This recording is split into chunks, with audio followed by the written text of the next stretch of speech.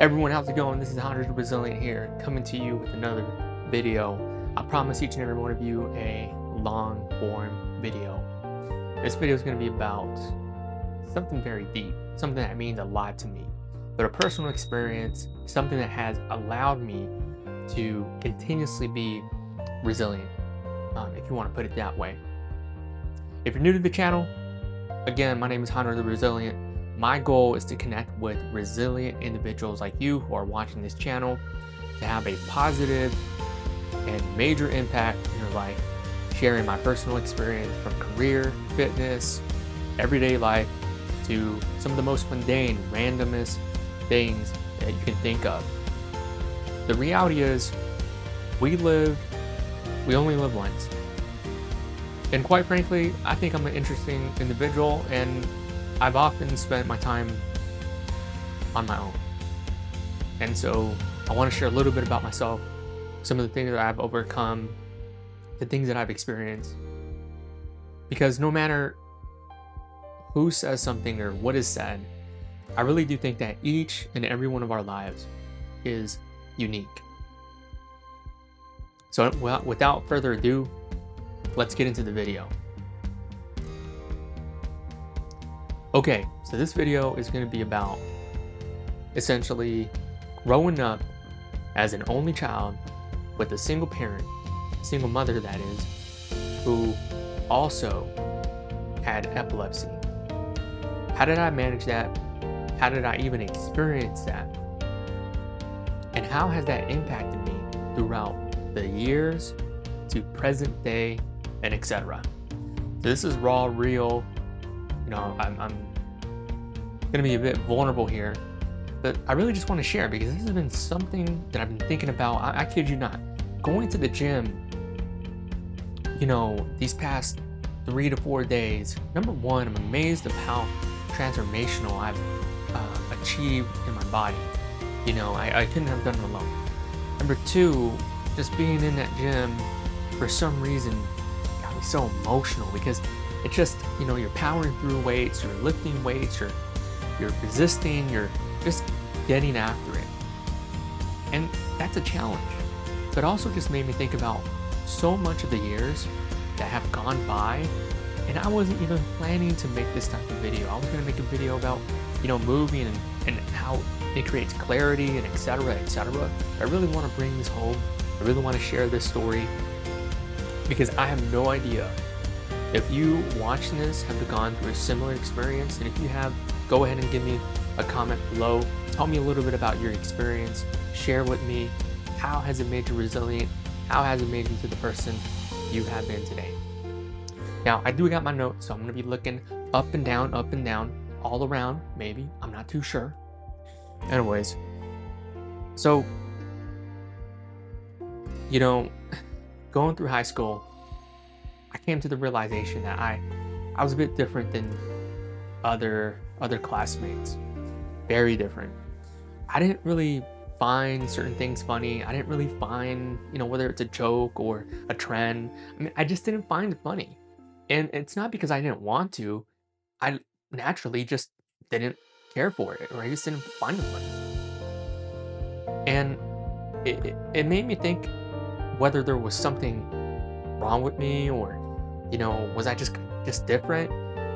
But I came to the realization as I got older that I really believe it was through the experience of seeing my mom have an epileptic seizure, you know, an episode, foaming of the mouth, having to rush to her aid, being the only one in the home, essentially treating her, attending her, calling 911, you know, speaking to the cops, speaking to the paramedics, I mean, all these emergency services.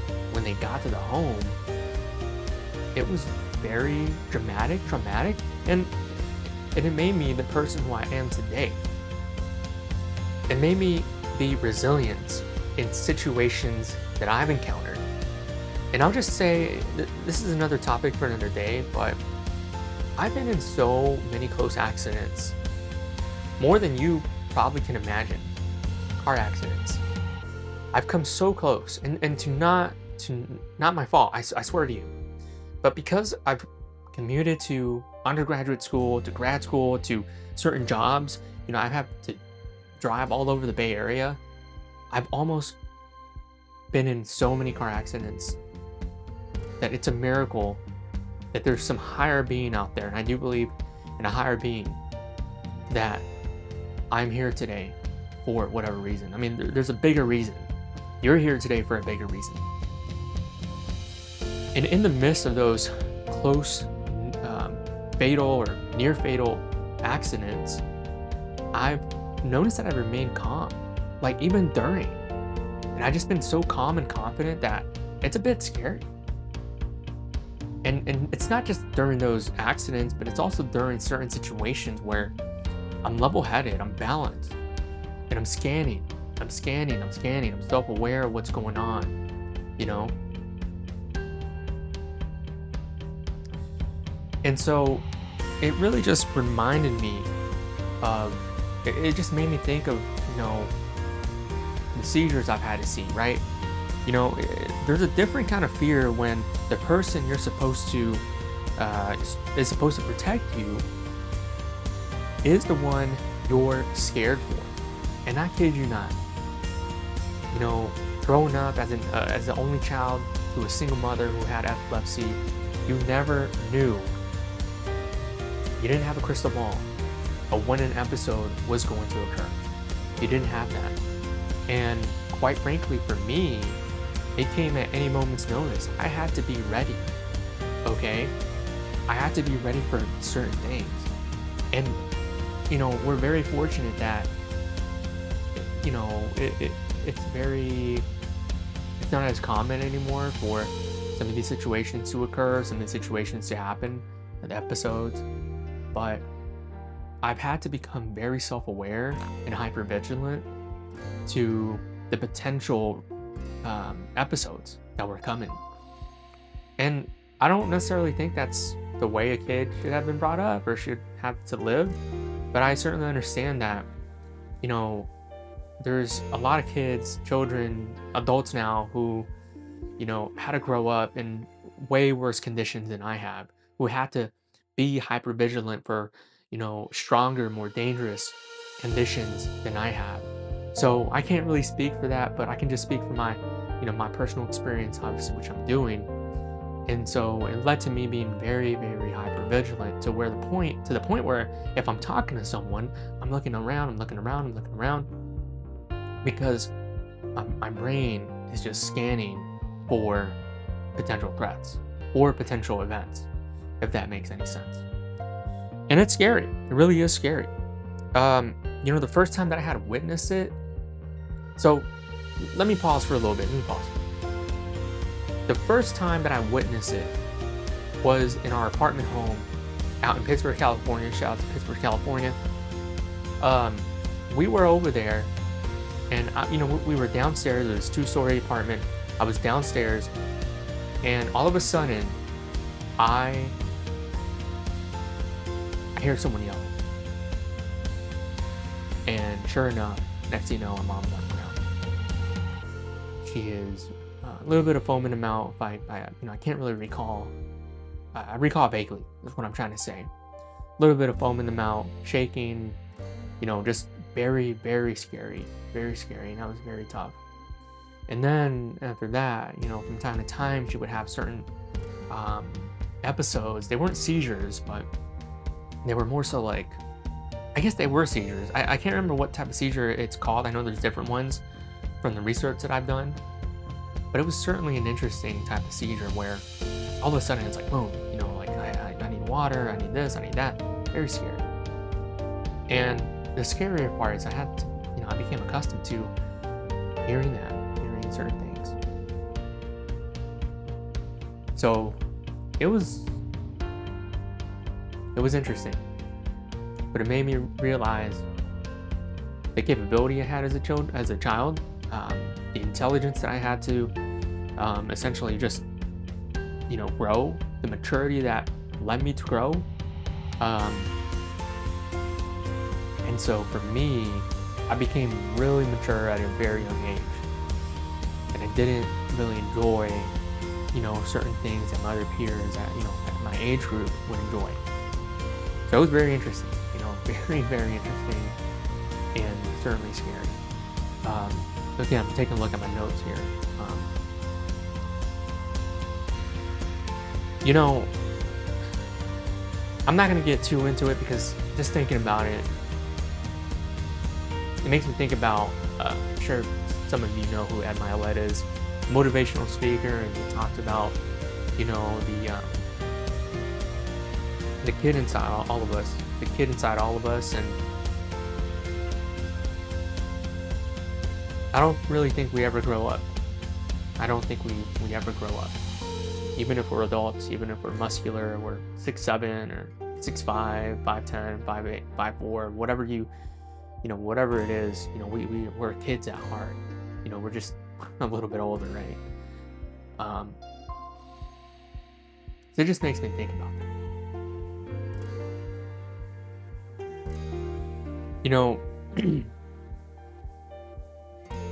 Again, I mean, a lot of emotional control when it came down to that. You couldn't make a mistake. I couldn't make a mistake. When things went down, you had to be precise, and more importantly, you had to be accurate. And so when moments came down to that, you needed to be self-aware of where are certain things that are going to be needed for X, Y, and Z event, for this episode, right? Where are the corners? Are there kitchen utensils in the area? Is there any impact to my mom's head or any of her, skin tissue, things of that nature? Because there were certainly times where she might have hit her head on a corner. Next thing you know, she has a cut on her forehead or certain things. And I remember, I probably won't share this one here, but I'll just say these things can happen at any time. And I think we all have to realize, again, going back to this notion that we only live once, and sharing this part of my life because I feel like it can impact an individual, it can impact someone. The reality is, you can take it how you want it. Things of this nature happen at any moment's notice, and the unpredictability was just scary. I'll just put it that way. I'll just end with this. I want to make this a very short video for you all. The lesson that I had learned, really that your environment doesn't define you, but it does shape you. Some of us don't get a soft childhood. So obviously the pressure starts to build up on you. You become the caretaker, you become the protector, you become certain things. And when you become mature, I really believe that you become a little bit more of you develop a hard shell. That hard shell can work against you or for you. And I think some of us, and I know for me, I developed like a wolf mentality, lone wolf mentality, and that's very, very dangerous in today's world. I don't think any of us can do anything alone. We all need a network, social network, professional network, career network, all that stuff. But I just want to say something. Going back again, man, this is about resilience. This is about the pain that one endures and how it makes you.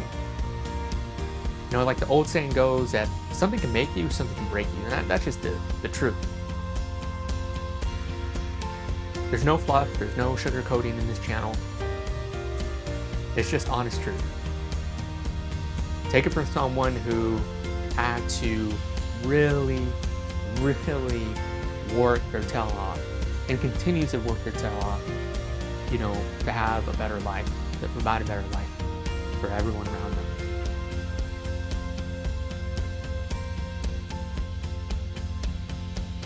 Obviously, you can't choose your circumstances, but you can choose what you become because of them. And it kind of goes to that old Stoic philosophy of,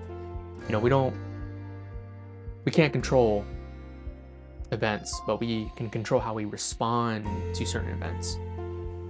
And that's one thing I live by in my life. So look, I just want to encourage each and every one of you, if you found value in this video, if it helped you out, if you have been struggling with certain, whether it's childhood trauma or certain things that have come about, I just want to say you are much more capable, much more resilient than you know. And you got to keep moving forward. We all got to keep moving forward in this life. You know, father time doesn't stop for any of us. It doesn't discriminate. And you just got to keep moving forward. Take it one day at a time. You know, if you feel like you're getting 10 steps back, get back on it. Get back on it. I mean, that's the truth. So keep going. I hope you enjoyed this video. Please like, comment, and subscribe. And to the next one, Andrew out. Stay resilient.